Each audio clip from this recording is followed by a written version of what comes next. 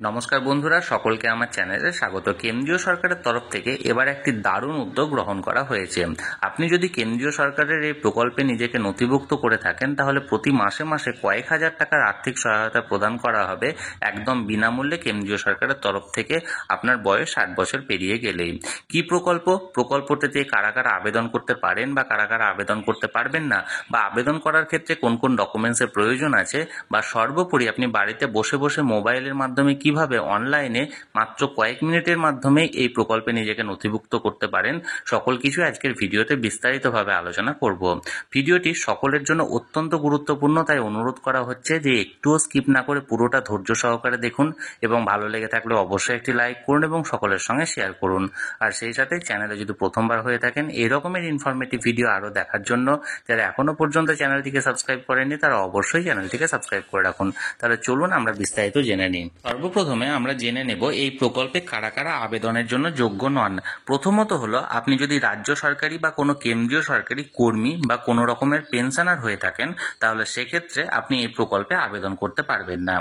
দ্বিতীয়ত হলো, আপনি যদি ইএসআইসি অর্থাৎ এমপ্লয়ি স্টেট ইন্স্যুরেন্স কর্পোরেশনের যদি সদস্য হয়ে থাকেন, অর্থাৎ ইএসআইসিতে যদি আপনার নাম আগে থেকে লেখানো থাকে, তাহলে সেক্ষেত্রে আপনি এই প্রকল্পের জন্য আবেদন করতে পারবেন না।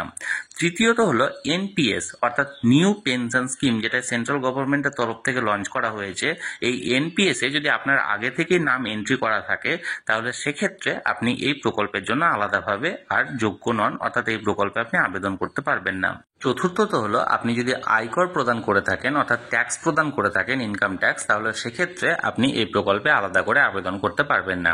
এক্ষেত্রে বলে রাখি, আপনি আইটিআর ফাইল করা অর্থাৎ ফর্ম 16 ফিল আপ করা এবং তার সাথে আয়কর প্রদান করা দুটি কিন্তু আলাদা বিষয়। আপনার ইনকাম যদি 2.5 লক্ষ বা 3 লক্ষ টাকা ছাড়িয়ে যায়, তাহলে সেক্ষেত্রে অবশ্যই আপনাকে আইটিআর ফাইল করতে হবে, এটা বাধ্যতামূলক। কিন্তু আপনার ইনকাম যদি 7 লক্ষ টাকার বেশি না হয়, তাহলে সেক্ষেত্রে আপনি আয়কর প্রদান করছেন না, এবং আয়কর প্রদান না করার জন্য কিন্তু আপনি আয়কর প্রদানকারী হলেন না। অর্থাৎ আপনার ইয়ারলি ইনকাম অর্থাৎ একটা ফাইন্যান্সিয়াল ইয়ারে যদি আপনার 7 লক্ষ টাকা বা তার বেশি ইনকাম হয়ে থাকে, তাহলে সেক্ষেত্রে আপনাকে আয়কর প্রদান করতে হবে। তাহলে সেক্ষেত্রে আপনি কিন্তু আবেদন করতে পারবেন না। নচেত আপনি যদি আইটিআর ফাইল করে থাকেন, ফর্ম 16 সাবমিট করে থাকেন, তাহলেও কিন্তু আপনি এই স্কিমের জন্য আবেদনের যোগ্য। এবার পঞ্চমত হলো ইপিএফও অর্থাৎ এমপ্লয়িজ প্রভিডেন্ট ফান্ড অর্গানাইজেশন। এই সংস্থা যদি আপনি সদস্যপদ নিয়ে থাকেন বা আগে থেকে এই ইপিএফওতে নাম লিখিয়ে থাকেন, তাহলে সেক্ষেত্রেও আপনি কিন্তু এই প্রকল্পের জন্য আবেদন করতে পারবেন না। এবার আমরা জানবো এই প্রকল্পে আবেদন করার জন্য কোন কোন ডকুমেন্টসের প্রয়োজন। সর্বপ্রথম যে ডকুমেন্টসের প্রয়োজন সেটা হলো অবশ্যই আপডেটেড আধার কার্ড আপনাকে ম্যান্ডেটারি লাগবেই। এক্ষেত্রে বলে রাখি, আপনার আধার কার্ড আছে এবং আধার কার্ডটি যদি 10 বছরের পুরনো হয়ে থাকে, তাহলে সেক্ষেত্রে অবশ্যই আপনাকে এই আধার কার্ডে অ্যাড্রেস ভেরিফিকেশন এবং ফিঙ্গারপ্রিন্ট ভেরিফিকেশন করে আপডেট করে নিতে হবে। যদি এটি আপনি না করেন, তাহলে সেই আধার কার্ড নিয়ে অর্থাৎ পুরনো আধার কার্ড নিয়ে আপনি কিন্তু এই প্রকল্পে আবেদন করতে পারবেন না। দ্বিতীয়ত হলো আপনার অ্যাড্রেস প্রুফ। তৃতীয়ত হলো জন্ম তারিখের প্রমাণপত্র। এক্ষেত্রে জন্ম তারিখের প্রমাণপত্র বলতে আপনার বার্থ সার্টিফিকেট বা মাধ্যমিকের অ্যাডমিট কার্ড বা ইত্যাদি নানা রকমের সার্টিফিকেট এক্ষেত্রে বোঝায়। তবে কোনো কোনো ক্ষেত্রে যদি আপনার ভ্যালিড কোনো অ্যাড্রেস প্রুফ বা ভ্যালিড কোনো জন্ম তারিখের প্রমাণপত্র না থাকে, এবং সেক্ষেত্রে যদি আপনার আধার কার্ডটা আপডেট থাকে এবং আধার কার্ডে অ্যাড্রেস এবং জন্ম তারিখটা লেখা থাকে এবং সেটা যদি সঠিক হয়ে থাকে, তাহলে সেক্ষেত্রে আধার কার্ড দিয়েও আপনার এই কাজটা করা যাবে। চতুর্থ যে ডকুমেন্টসের প্রয়োজন সেটা হলো আপনার জনধন অ্যাকাউন্ট। যদি আপনার জনধন অ্যাকাউন্ট না থেকে থাকে, তাহলে সেক্ষেত্রে আপনাকে কোনো সেভিংস অ্যাকাউন্ট এখানে সাবমিট করতে হবে। সেভিংস অ্যাকাউন্ট থাকলেও আপনি এই প্রকল্পের জন্য আবেদন করার যোগ্য।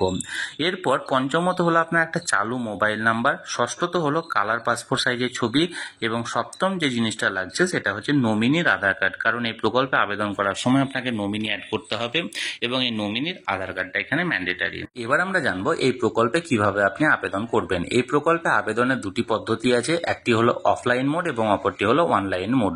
অফলাইন মোডে আপনি কিভাবে আবেদন করবেন সেটি নিয়ে আমি খুব শীঘ্রই এই চ্যানেলে আর একটি ভিডিও নিয়ে আসতে চলেছি। সেই ভিডিওটি দেখার জন্য অবশ্যই চ্যানেলটিকে সাবস্ক্রাইব করে রাখুন, যাতে করে সেই ভিডিওটি আপনি সবার প্রথমে দেখতে পারেন। আর আজকের ভিডিওতে অনলাইনে বাড়িতে বসে আপনি মোবাইলের সাহায্যে কিভাবে এই প্রকল্পে আবেদন করতে পারবেন সেটি নিয়ে আমরা লাইভ দেখানোর চেষ্টা করছি। তাহলে চলুন বেশি দেরি না করে লাইভ আমরা এই প্রকল্পে আবেদন করে আপনাদেরকে দেখাই। সর্বপ্রথম আপনাকে গুগলে আসতে হবে। গুগলে এসে আপনাকে টাইপ করতে হবে PMSOIM নিয়ে স্পেস দিয়ে অনলাইন অ্যাপ্লাই। এখানে দেখুন আমার প্রথমেই চলে এসেছে PMSYM অনলাইন অ্যাপ্লাই। আপনি এখানে ক্লিক করলেন, ক্লিক করার পরে এরকম আসবে। আপনি যদি মোবাইল থেকে করেন তাহলে প্রথমত মোবাইলের স্ক্রিনটাকে ডেস্কটপ মোডে করে নেবেন। এখানে 3 ডট আছে, 3 ডট থেকে ক্লিক করে আপনি মোবাইলের স্ক্রিনটাকে ডেস্কটপে করে নিলেন। ডেস্কটপে মানে সাইজে করে নিলে এরকম আসবে আপনার। এরপর সেকেন্ড অপশন দেখুন, আমি জুম করে দেখাচ্ছি। প্রথম অপশানে আছে দেখুন PMSYM, সেকেন্ড অপশানে আছে মানধান বলে। এই মানধানে আপনি এখানে ক্লিক করবেন। মানধানে যখনই ক্লিক করলেন একটা নতুন পেজ আপনার এখানে খুলে গেল। যদি কোনো পপ আপ আসে সে পপ আপটাকে কেটে দিলেন। নিয়ে তারপর দেখুন এরকম একটা হোম পেজ চলে এলো। সেখানে হোম পেজে দেখুন মানে বেশ কিছু অপশন দেওয়া আছে, যার মধ্যে সার্ভিস বলে যে অপশনটা দেখুন, আমি জুম করে দেখাচ্ছি আপনাদেরকে। এখানটায় হোম আছে, হোমের নিচে আছে সার্ভিস। এই সার্ভিসে যখনই ক্লিক করবেন বেশ কিছু অপশন এখানে আপনার মানে সাব অপশন আবার চলে এলো। Donate, e pension, new enrolment, reprint card, তারপর রিভাইভাল মোড, তারপর update profile, death case exit, self exit মানে এটসেট্রা। এখানে আপনি যেহেতু নতুন এনরোল করছেন তাই এখানে নিউ এনরোলমেন্টে আপনি ক্লিক করলেন। নিউ এনরোলমেন্টে যখন ক্লিক করলেন এখানে নতুন আবার একটা পেজে আপনার এখানে মানে সাইটটা আপনার এন্ট্রি হলো।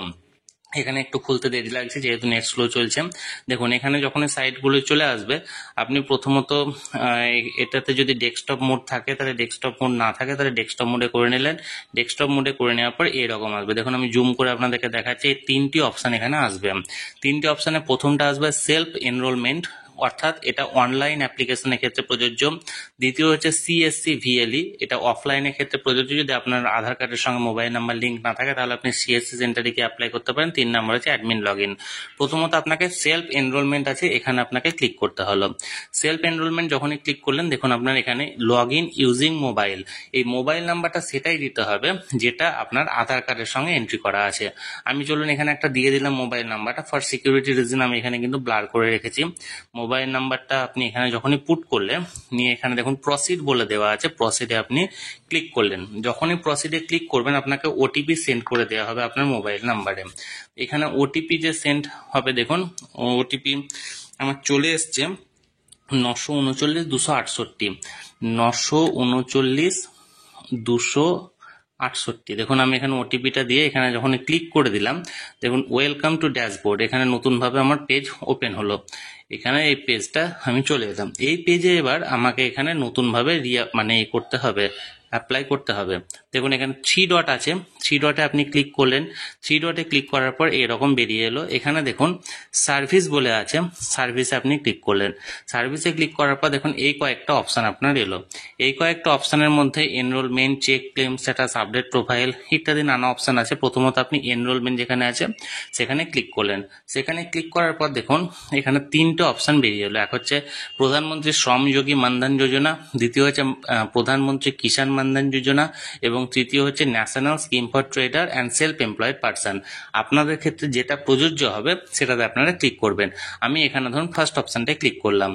এখানে একটা পপ আপ আসবে যে শ্রম কার্ডে আপনার রেজিস্টার করা আছে কি নেই। যদি রেজিস্টার করা থাকে সেই ইউনিক নাম্বারটা যদি আপনি পুট করেন তাহলে অটোমেটিক সমস্ত তথ্য আপনার নিয়ে নেবে, আর যদি না থাকে তাহলে এখানে নো করবেন। তাহলে আমি ধরুন আমার নেই, আমি নো করলাম এখানে শ্রম কার্ডে। যখনই আছে তাহলে একটা অপশন দিয়েছে যে আপনি চাইলে এখানে রেজিস্টার করে নিতে পারেন, আমি করব না, এখানে কেটে দিলাম। এরপর দেখুন এখানে একটা ফর্ম বেরিয়ে এসছে, এই ফর্মে সমস্ত ডিটেলস এখানে করতে হবে। প্রথমে যে দেখুন এইখানটায় প্রথমত আছে সিলেক্ট সাবস্ক্রাইবার আধার। সাবস্ক্রাইবার আধারে আপনার যে আধার কার্ড সেটাকে আপনি এন্ট্রি করবেন, মানে নাম্বারটা এন্ট্রি করবেন। তারপর দেখুন ভেরিফাই আছে, এই ভেরিফাইয়ের জায়গাটা টিক মারবেন। ভেরিফাইটা কখন টিক হবে, আপনার একটা OTP পাঠানো হবে আধার কার্ডের এনরোলমেন্টে, সেই OTP ভেরিফিকেশনের পর টিক মারা হবে। দ্বিতীয় হচ্ছে সাবস্ক্রাইবার নেম, আপনার নাম কি এখানে লিখবেন। 3 নাম্বার আপনার ইমেল আইডি এখানে এন্ট্রি করবেন। 4 হচ্ছে মোবাইল নাম্বার, সেই নাম্বারটাই দেবেন যেটা আধার কার্ডের সঙ্গে এন্ট্রি করা আছে। এবার মোবাইল নাম্বারটা এখানে ভেরিফাই করবেন। ভেরিফাই কিভাবে হবে, OTP ভেরিফিকেশনের মাধ্যমে। তারপর জেন্ডার আছে, জেন্ডারে আপনি মেল না ফিমেল সেটা এখানে এন্ট্রি করলেন। এরপর দেখুন অ্যাড্রেস ডিটেলস, আপনার স্টেট, কোন স্টেট থেকে আবেদন করছেন সেটা এখানে লিখবেন। সিলেক্ট ডিস্ট্রিক্ট, ডিস্ট্রিক্টের নাম দেবেন। এখানে যে অ্যারো চিহ্নগুলো আছে সেখানে ক্লিক করলে, যেমন ধরুন এখানে যখন আপনি ক্লিক করবেন মানে নামগুলো বেরিয়ে আসবে। আমি ধরুন এখানে যদি ওয়েস্ট বেঙ্গলে, এখানে ওয়েস্ট বেঙ্গল এখানে আমি ক্লিক করলাম, দেখুন ওয়েস্ট বেঙ্গল এলো। এবার ওয়েস্ট বেঙ্গলের আপনি এখানটায় সিলেক্ট ডিস্ট্রিক্ট, ডিস্ট্রিক্টে যে অ্যারো আছে সেখানে করলেন। এখানে ধরুন আমি ওয়েস্ট বেঙ্গলে যদি সাপোজ দার্জিলিং লিখি, এখানে দার্জিলিং করলাম। দেখুন এখানে দার্জিলিং এন্ট্রি হলো। আপনার পিনকোডটা কত আছে এখানে এন্ট্রি করে দেবেন। এখানে নর্থ ইস্টার্ন রিজিয়নের মধ্যে আপনি পড়ছেন কিনা সেটা দেবেন। এগুলো যা হবে আপনি ইয়েস বা নো করবেন।